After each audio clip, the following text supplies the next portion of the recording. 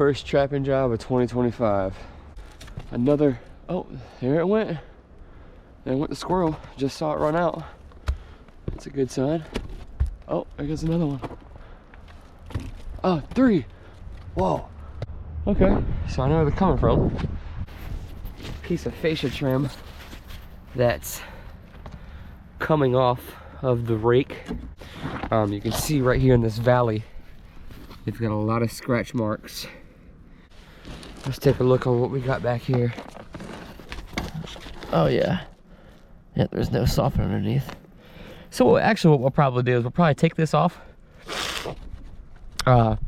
Keep this board. Box out your sub fascia right there, that 2x4 running straight up with some aluminum. And then just shoot this back on with some trim nails or some screws, probably some screws. Keep it a little bit more secure.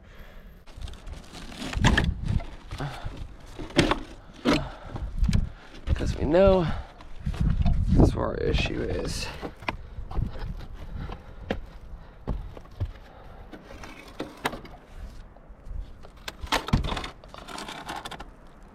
You got your step flashing on your wall right here. There's probably just an area right up there where, yep, okay. So the step flashing right up there is bent. Oh yeah. It's like a 14-12. That is going directly into the attic right there. And they're just going right up under this piece of step flashing that was installed and slipping right into the attic. So what we're gonna do is temporarily block this off, and then we're gonna line this whole exterior with traps. And we know that 3 came out of here. Okay, and what you're looking at here is basically the insulation of my traps.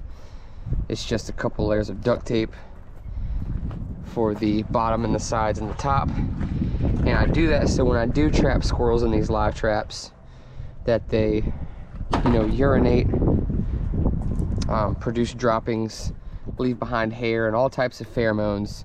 So that way, 9 times out of 10, I don't even need bait for these traps. But these are, I've had these up here for a couple of years now, and they're getting pretty nasty. They're growing some mold. So I'm gonna go ahead and take the time to kind of redo my insulation on the traps. All right, I went ahead and got my traps baited and set up. I got them wrapped in some new vinyl tape, re-insulated. Got some bait in there as well. I got them all hooked up using these big zip ties, secured to the sub fascia, that part of the fascia board, and I got this one trap wedged in here between the chimney and the roof. I tend to try to use as little, you know, screws or nails as possible when it comes to someone's roof, because I don't want to be held responsible for any damage if there does, you know, if there is any in the future. So I try to stay away from putting stuff in the shingles until I absolutely have to. And even if I do, you know, you always got to lift that shingle up, break the tar strip underneath, and get you a nail or a screw right up underneath the shingle. So that way when you go to reseal it, you're not going to have any issues with water just directly flowing into your hole. Because even if you put some sealant up there beforehand, you know, that sealant tends to fail on the outside of the shingle, and it can still wick in and everything. So got all these traps baited and secured.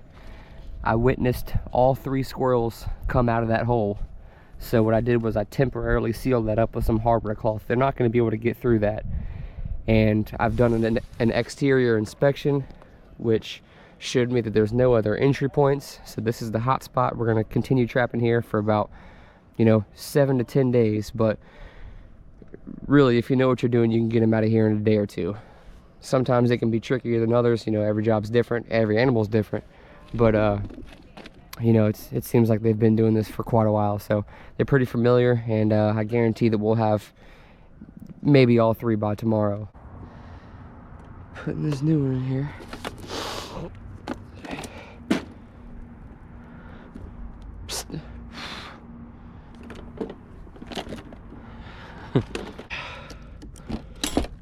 God. 2. Where's your friend at? We got 2 of the 3. This one didn't come for the last couple days, but what do you know? The day of the exclusion, we got them. We're gonna do a common measurement on this whole piece right here, from the wall to the outer edge of the subfascia. So pretty much, I put a 1-inch tab right there on this piece of aluminum, so that way, and I left this piece long until I scribed the back side of it, just to give you a visual of what I did. So I pretty much put the tab there so I could go in through the step flashing and into the sheathing back there, and then I scribed the line of the edge of the 2x4, so that way it'll sit flush. I could pop some nails in there going up, pop some screws in there going down, that way it'll block that gap.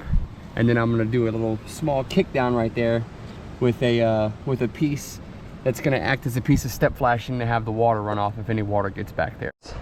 So what I'm doing here is there's a hole at the very top that I can't really address. It's going behind some drywall for whatever reason. I have no idea. Probably just drywall the inside of the attic.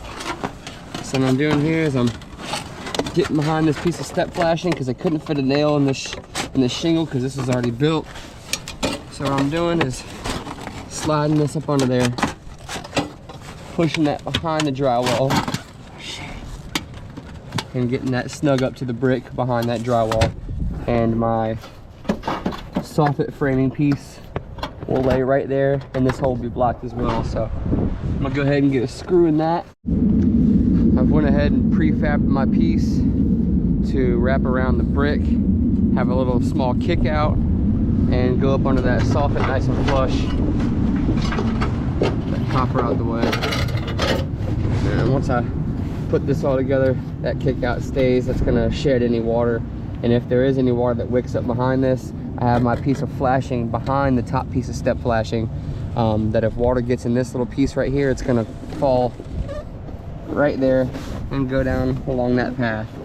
Really, we're trying to keep the animals out, and that's our main goal, but I'm trying to get this as waterproof as possible as well. But this was a builder's error right here, unfortunately. Under here, that's blocked off, so there's not going to be any more squirrels going in there. And it's like that all the way down. So there's the repair, and let's get the 1x8 cut. All right, so the underneath of the soffit is completely boxed in with aluminum. That hole is fixed. It's going behind that copper step flashing. I went ahead and put my 1x8 premium pine board in place for that fascia. Reattach the trim. That miter's not as tight because that 1x8 beside it is buckling, but I got screws all up and down this fascia board going into the sub fascia so it doesn't move. That one's attached to brick, so that one I'm not going to mess with that because it doesn't need to be messed with. But going all the way down, got everything shot in. 45-degree seam in the middle, everything looking real good all the way down to the bottom. Boom. Now I'm gonna ask the customer if he has his paint so I can paint this thing and get on to the next one.